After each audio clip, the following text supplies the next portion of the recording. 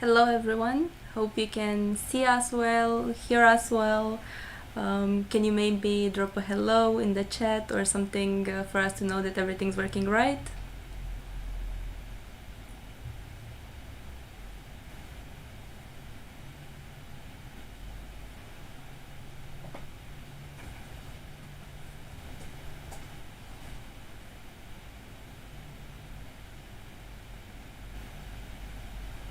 Okay, perfect.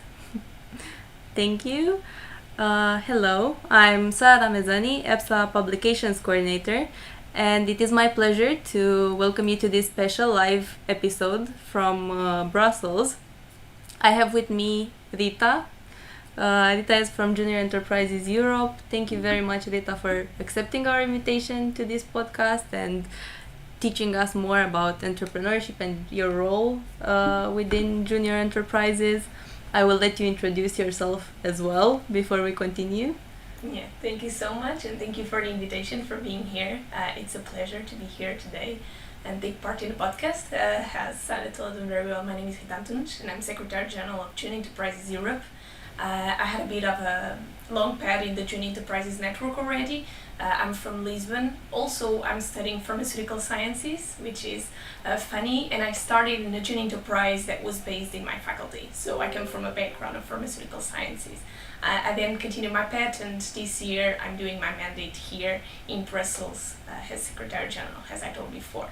Junior Enterprises Europe, what is this? We are an umbrella organization that represents, integrates and supports all the junior enterprises. And what are exactly these junior enterprises and the one that I took part in?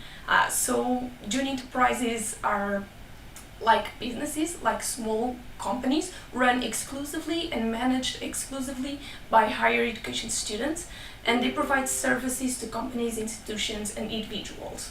The main goal is to develop the entrepreneurial skills of their students, and we are very proactive and dynamic in the way we do it. So all the junior enterprises, even though they're all correlated in this network, they work individually in their own business. Thank you very much, Rita.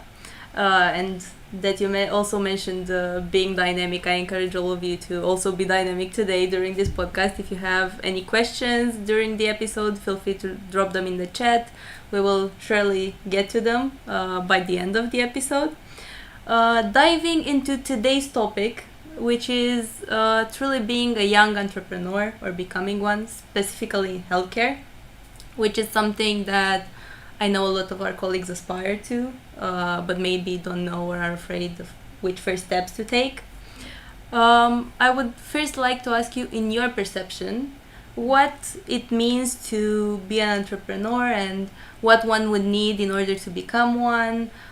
What sort of skill set, what sort of resources maybe?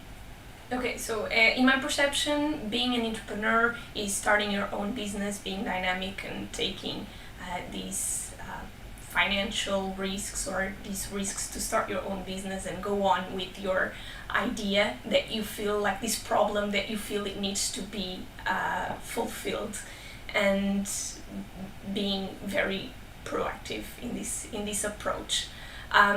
What kind of skills do I think there are needed? Well, you need to be open, and you need to find the problem that needs to be solved. You need to see like this lack in the market. And so I would not say like firstly I'm going into skills, but I would not say there's like a specific set of skills that we need to have to start a business, because actually there are billions of different types of businesses also in the pharmaceutical area. So each business is different, every entrepreneur is different, so it's based on your own knowledge. Of course you need to be open to learn, and you need to be keen to learn and to have some experience and learn from your successes and your failures. So I would say this is what it takes to be entrepreneur. As for resources, it depends a lot on what knowledge you already have, what business are you trying to establish. But yeah, of course you will need different kind of business resources into marketing, into funding, because I know it's something that we will talk about later, and all else. Absolutely. I think being adaptable, as you mentioned, is an essential skill in any area of work nowadays, really. And I might add to what you said that to me, entrepreneurship or being an entrepreneur is truly about creating added value in whatever shape that is. That's of course also monetary value, but in healthcare specifically, adding a benefit to people's lives, like you said, filling a hole in the market, offering something that people are lacking or that would bring value to their life. Moving on to my next question, which ties exactly to what you were saying about funding.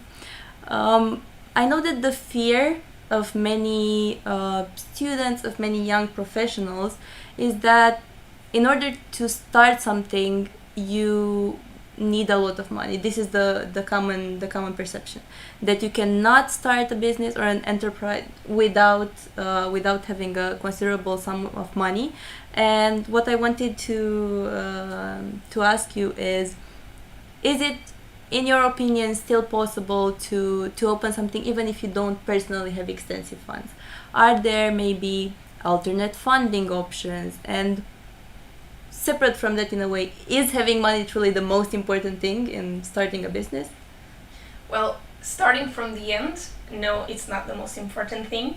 Even if you don't have the skills, if you don't have the talent to start a business, money will not have that much importance as we think we have.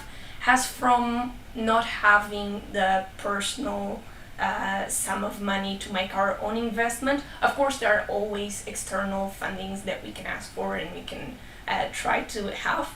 So no, you don't need a large amount of money. I think the most important here is knowing where to put your money, having a plan, a well-defined plan, and for that you need skill. You need to be aware of everything that a business must include and everything that you need to be prepared to start your business in all levels.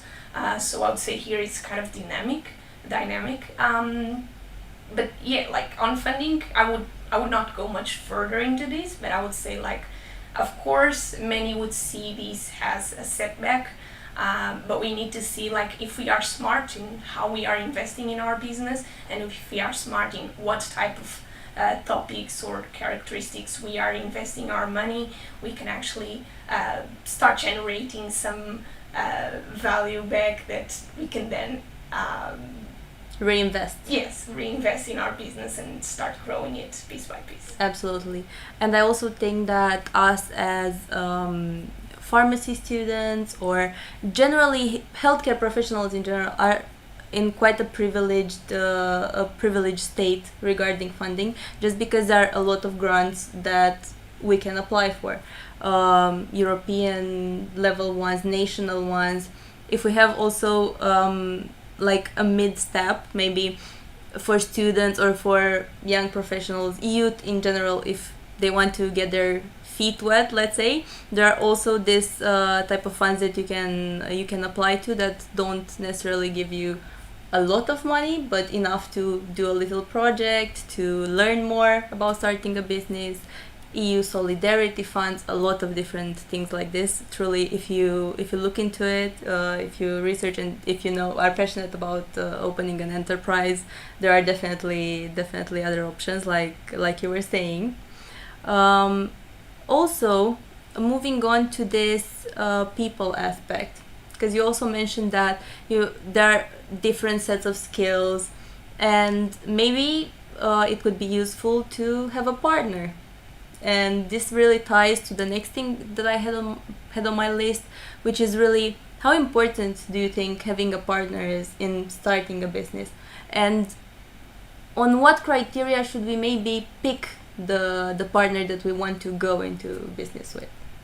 Okay, so I wouldn't go for how important, if you allow me. I think when you're starting your own business, you need to assess what kind of partners you need. You need to assess what's your aim, what's the value on partnering with that company, that organization, or that individual person. And you need to see, like, what you want in a partner and what value are you giving to a partner. So the importance here, I believe that each person will define it, each entrepreneur will define it.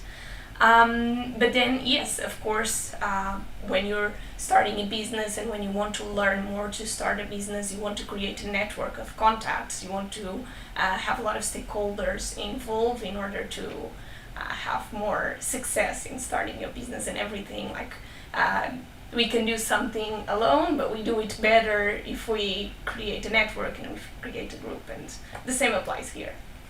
Absolutely. Also, I think an important aspect or example to mention here is that maybe a lot of us, at least I have noticed around me, really good friends or acquaintances that decided to go into business together, but in the end their compatibility as business partners wasn't the greatest. Regarding choosing a partner, I think, at least for me, feel free to contradict me, is making sure that you pick a person that has the same vision for you, for the respective enterprise, and maybe what could also be useful, a complementary set of skills. So you could both maybe be specialists in your respective fields, complete each other, but move towards the same direction.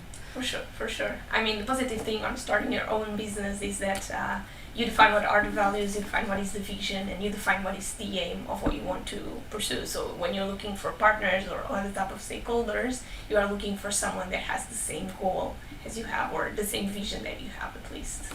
I totally agree with that. Perfect. Moving on to another fear. I think we revolved around maybe what's stopping young people or students into going into entrepreneurship. A lot of them, as we were promoting this episode, mentioned that one of the scariest things to them is the prospect of starting something of their own straight away, and maybe their lack of experience, their lack of knowledge. So my next question for you is it really necessarily to start something of our own in the first instance, or can we maybe join an enterprise that's in a early developmental stage, that we could acquire some skills in this way in the area and get our feet wet, let's say? Well, I cannot actually tell you what's the right path you need to follow. Each person should follow the path that they want, or the path will lead them to where they should be. But for sure you need to get knowledge, you need to get some learnings, and so some practical experience is always good. If you have the knowledge, if you already have the practical experience, go ahead, start your own business, put your hands on it, and develop something, start to learn with your successes and your failures. But if you feel you need more knowledge, if you need more experience, then sure, why not join an enterprise that it's probably still in the development phase, get in contact with people from that field, people with expertise, and you will get a lot of new knowledge, and you will get a lot of new perceptions on how to start your business, probably in areas that you are not so acquainted with, probably marketing, HR, finances. All these are important aspects, and there are very different areas that you need to get some kind of acquaintance and knowledge in order to start your own business. So, and that's the good thing also about junior enterprises. Even though we are still students, we are still learning the hard and the theoretical skills. In university, we are also already having some practical experience, and for many, starting to develop from scratch their own business. For many, like for this network of junior enterprises. So that's important. That gives you some mindset. If you want to have these kind of experiences now, just look for junior enterprise in your university. See how you can start a junior enterprise. It's important, if you want to start a business, to start learning things, and this is the best time for you to start developing these kind of skills and mindset. Thank you. Thank you, Rita. I definitely agree to everything you said. And since we've been discussing a bit about entrepreneurship in general, let's maybe go a little more into our domain. Pharmaceuticals, or healthcare in general, if you wish, is a domain that has a lot of specificalities. Have you encountered many young professionals or students in healthcare taking this part of entrepreneurship in your activity so far? Also, if the answer is no, what do you think scares us off? Well, my answer would be yes, in different levels. We're entering more the pharmaceutical world here, or the healthcare world here. And for that, I already told you that I belong to a joint enterprises that was in the pharmaceutical field. And that's a very good example on how entrepreneurship can be inside this pharmaceutical area and pharmaceutical world. But I've also, by the time that I've been here in the Joint Enterprises Network and in Joint Enterprises Europe, I've seen examples of a lot of projects and activities from Joint Enterprises who are not actually in the pharmaceutical world, or whose students are taking a different degree or from a different field, but they're actually developing projects in the healthcare area, which is actually interesting. Like, this goes a bit over the pharmaceutical area, and there can be here a lot of connections and a lot of collaborations with people who are not just from the pharmaceutical world. It's interesting to see how you can bring entrepreneurship and how you can bring other areas to the pharmaceutical just by connecting with different people and seeing what kind of projects can be developed. Definitely, absolutely. I have also attended a congress recently, and there are a lot of people with very different backgrounds right now involved in healthcare and pushing healthcare forward. A lot in IT as well, I might add, because healthcare ties more and more with technology as we go. I hope to see more of our colleagues as well. I'm glad to hear that in your experience you have encountered quite a few, and I hope this is a positive trend that I hope will move forward. I think there's a lot of good to be done. Can you maybe share with us a success story or some examples of good practices in healthcare entrepreneurship by the younger generation? Well, from the examples I just gave you, I will be very specific here in what is my experience.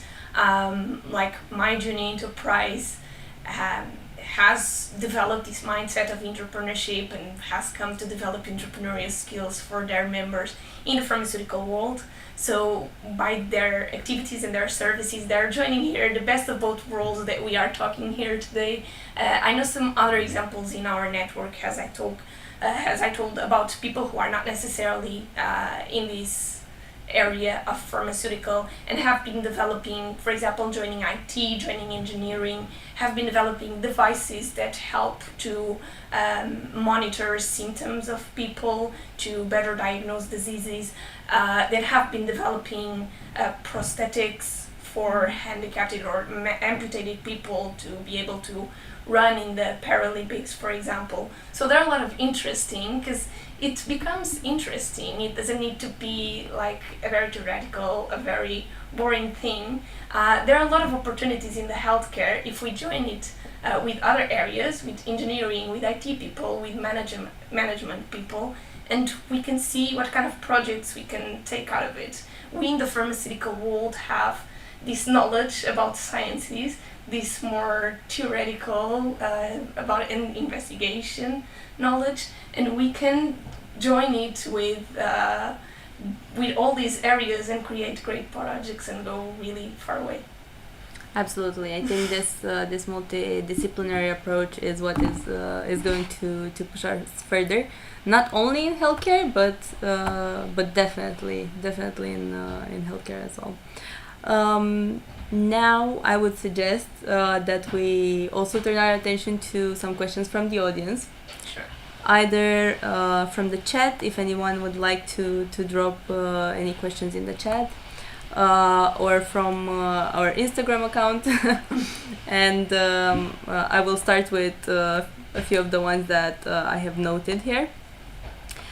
The first one is pretty straightforward. How do you know what to do as a young entrepreneur? And I think what they're referring here as well is maybe, is theoretical knowledge enough? Does the process involve a lot of trial and error? Do we maybe look for a mentor? Well, this is just too much like the first questions that we were having, like each person should see what they're aiming to do. If I come to my example, and you can also give your example, how do I know what to do? Sometimes, not always, we know what to do. Absolutely. So we go looking forward to how we can learn more and how can we discover what to do next. And that passes to get out of the comfort zone, try new challenges, being a leading EPSA or Junior Enterprises Europe to gain some knowledge and gain some experience. And connect with people, get new contacts, people with expertise, people with different backgrounds and different mindsets that you can learn new things from. I would definitely go there, and going out of the comfort zone and just be dynamic and be open to and receptive to new ideas. About the second part, sorry. No worries. Trials and errors. Yeah. I was also asking whether you think it would be useful for a young person going into entrepreneurship to maybe find a mentor or a person to guide them. Well, it's a nice suggestion. It's a nice idea. I wouldn't say it's mandatory for a person to have someone to mentor them. But yes, if you want to learn more about how to setting up a business, and if you want to know more about the area you're not so acquainted with, maybe you want to get some expertise, maybe you want to take a post-graduation, maybe you want to be mentored by someone to further develop some skills that you have already gained or some knowledge that you have already gained. It depends on where you're trying to go. Truly. So I think maybe the most important lesson, let's say, out of your answer right now is that you don't always have to know what to do. That's perfectly fine. That's how life works, and well, it would have been a nice exception for enterprises to be different. But there are a lot of paths in which you can find out what to do. I would say that's also part of the experience of being entrepreneur, like setting up, starting something new, developing your ideas, seeing a problem to solve, and learning from your failures, learning from your successes, and trying to further develop business. Moving on to a question that I see in the chat that kind of ties to the same topic of engaging with others, and it specifically refers to other stakeholders, other important, or let's say more established stakeholders. Like, how do we approach them? How do we engage with them? How do we make them interested in our idea? How do we pitch ourselves, maybe? Well, I would firstly go a bit back before the approach, and I would see if this is the stakeholder that we want to associate our business with. Is this the stakeholder that we share the same values with? And if so, then go ahead. Approach him in the best way possible. Like you can, of course, you can practice before approaching him, and pitch your business to him, pitch your idea. It might be a stakeholder you might be trying to get some funding for. I would say, like, the approach, you need to practice, you need to be professional about that, but it would be more about what type of stakeholders. If you see some value to be with that stakeholder, and if you see that the stakeholder is earning some value as well, like, approach him. Absolutely.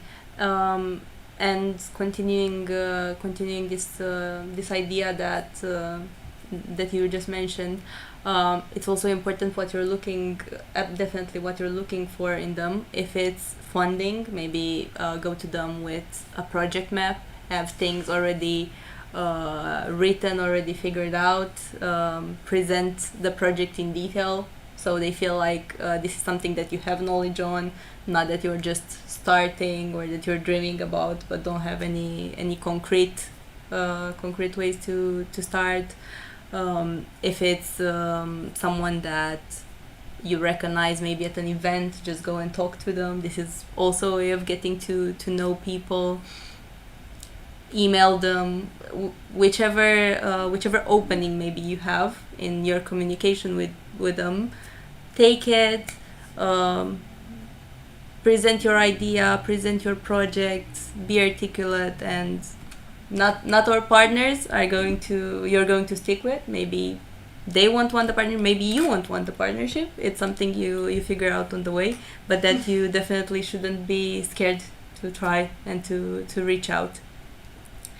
Our next question is also somewhat going back to the specificality of our domain, and it goes: what approach can we take in terms of healthcare products or services which are highly regulated? So they're distinct from maybe other casual goods on the or services on the market through this very, very heavy law aspect that's not giving you as much freedom of movement or of creation. Well, yeah, I understand there's a lot of regulations and there needs to be a lot of compliance in the pharmaceutical area and the pharmaceutical world. So I'll probably even leave this question to you, because I'm putting myself here, we as a pharmaceutical student, not as much as an entrepreneur, we have the knowledge and the theory about how regulated and how much bureaucracy can it be to sell products and medicines that need prescriptions and everything. So maybe this can be a good question for you to answer. How can we sell a project? How can we sell a service if there are so many regulations in the pharmaceutical world? Maybe I would look into what's being already done. I mean, big industries, they produce medicines that they need a prescription and everything, but they're still selling them. There's still a market behind. There's still an important team of advertisement, an important team of sales in the companies selling these projects. So, of course, there's always something to explore here. Definitely, it's a challenge, but like all challenges, it also comes with an opportunity to create and to move past it. I think it's maybe just a way to be more mindful, and for us to also realize how important healthcare products or services are in general, and that's why they should be handled with care in all steps of the process. And I believe this concludes our episode for today. Thank you so much, Rita, for sharing all this interesting information. I hope this conversation will maybe encourage students or young professionals to get more in touch with entrepreneurship or possibly pursue it. I know for sure it has motivated me to move forward with my plans. Can you also let our listeners know where to find you in case they are interested about learning more about entrepreneurship, about the opportunities they could access through junior enterprises? Of course. If you want to find us, Junior Enterprises Europe. If you are interested in finding a junior enterprises, if you are interested in starting your own junior enterprises, and while you're still a student and in college, starting to have some practical development and starting to have some experience, you can find us in Instagram, LinkedIn, Twitter. We can further put in the description all the links. We also have a website. So just look for Junior Enterprises Europe and you will certainly find us. I would probably thank you so much for inviting me for the podcast, and best of luck for the next one. I would just summarize the entire podcast and leave like a final message. Entrepreneurship, it's something that it's for all areas, including the pharmaceutical area, and entrepreneurship doesn't have to mean starting a new, completely disruptive business. So we see every day like new pharmacies opening, and this is some sort of business. This requires some risk. This requires some action of your own. This is a good example of entrepreneurship in the pharmaceutical area. So I wish the best of luck for all of you, and I wish the best of luck for those who wants to start their business. And yeah, we are available if you want to discover more about junior enterprises and how to start right now this small career. Thank you so much, Rita. You can also find the Junior Enterprises booth at the Career Fair tomorrow at 15 Central European Summertime. Thank you all for listening, for joining us today. This has been a new experience for me as well. I'm glad that we could share it. Don't forget to check out the other available episodes of the EPSA podcast for interesting information on other topics. Also follow us on social media, as we are constantly developing new projects for pharmacy students and young professionals. And have a great rest of the evening. It was a pleasure for us to stream for you today.